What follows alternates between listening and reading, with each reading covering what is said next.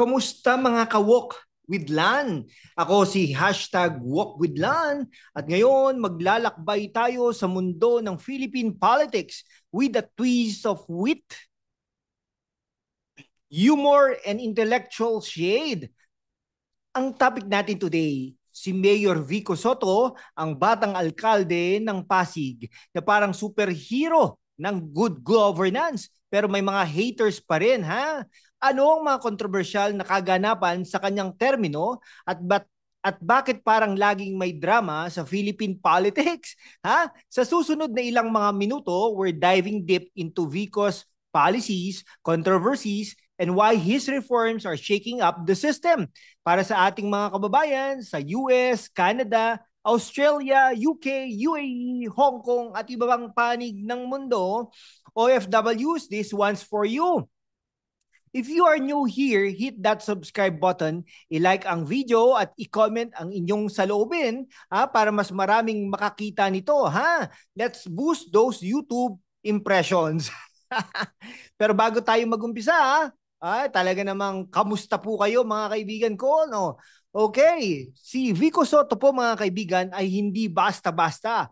Born to showbiz royalty, Vic Soto and Connie Reyes, pero instead of Itbulaga fame, he chose the gritty world of politics.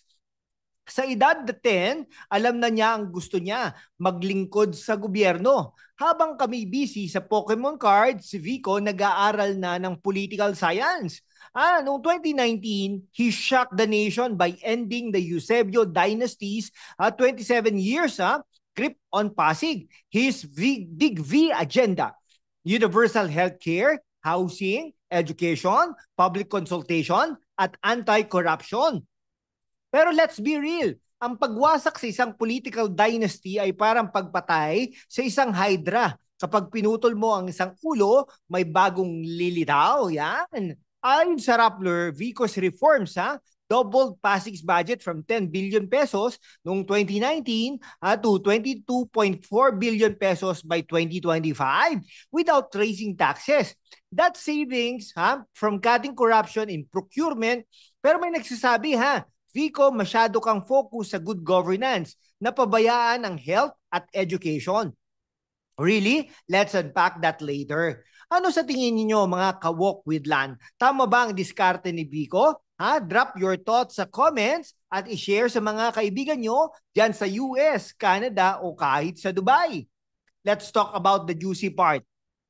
Ang mga kontrobersiya, una, noong 2020 pinatawag si Vico ng NBI dahil daw sa paglabag sa Bayanihan to Heal as One Act, no? Ano ang issue? Tricycle operation sa Pasig. Pero sabi ni Vico, hoy, sumunod naman kami sa rules. Even his uncle, Tito Soto, back him up.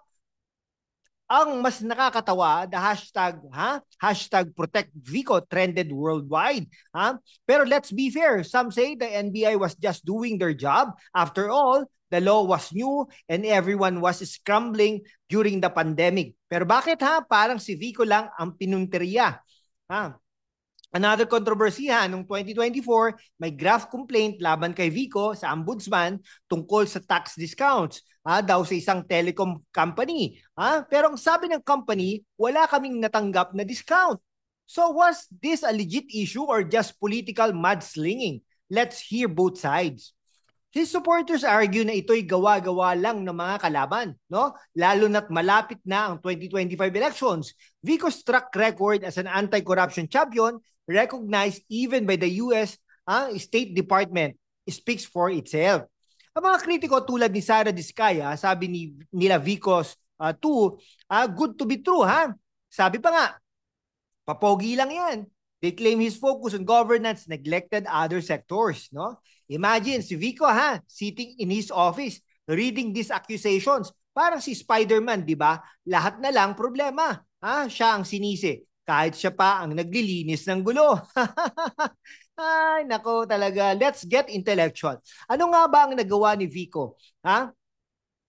Una, his procurement reform saved 1 billion pesos annually. That funded free hospitalization, a new dialysis center, at doubled the scholarship from 11,000 to 25,000 by 2025.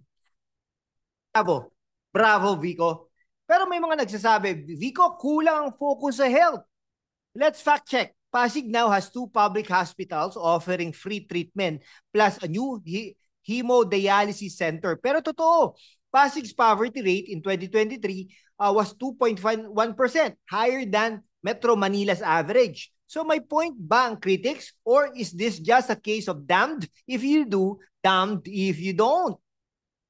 Compare natin sa ibang bansa. Sa Norway o Sweden, good governance is a given, ha? Transparency, efficiency, no corruption. Si Vico's trying to bring that Scandinavian vibe to Pasig. Pero sa Pinas, parang laban sa windmills, ha? Don Quixote. Sa tingin ninyo, tama bang i-prioritize ang good governance over immediate aid? I-comment below at i-share sa mga kaibigan nyo sa Japan, South Korea, ha? At Germany. Okay, fast forward tayo to 2025. Si Vico, landslide ang panalo laban kay Sara Diskaya. 286,289 votes versus 24,151.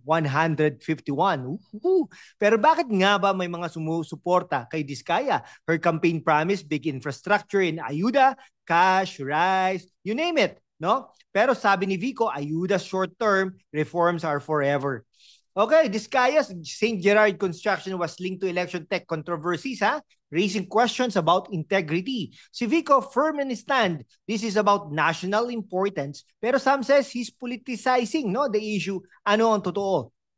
Imagine, si Discaya sa campaign trail, throwing like rice like confetti habang si Vico's in the background auditing receipts. Sino ang pipiliin mo? Ang party girl o ang accountant? Ay, nako. Okay, so ano ang natutunan natin? Si Vico Soto ay isang game changer. Hindi perfect, pero he's rewriting the rules of Philippine politics. Here's Stone, ha? Pero ang tanong, can his reforms outlast him or will Pasig fall back to old school politics? Sa ating mga kababayan sa US, UK, Canada, Australia, Italy, Hong Kong, UAE at iba pa, this is your call to stay engaged, ha? Philippine politics affects us all, kahit na sa ibang bansa ka. So i-like, i-comment, i-share at mag-super thanks para i-support ang channel natin. Let's keep the convo going. Ano ang next topic na gusto nyong pag-usapan? Okay, sige po, Maraming salamat po sa inyong lahat. Mabuhay po kayo.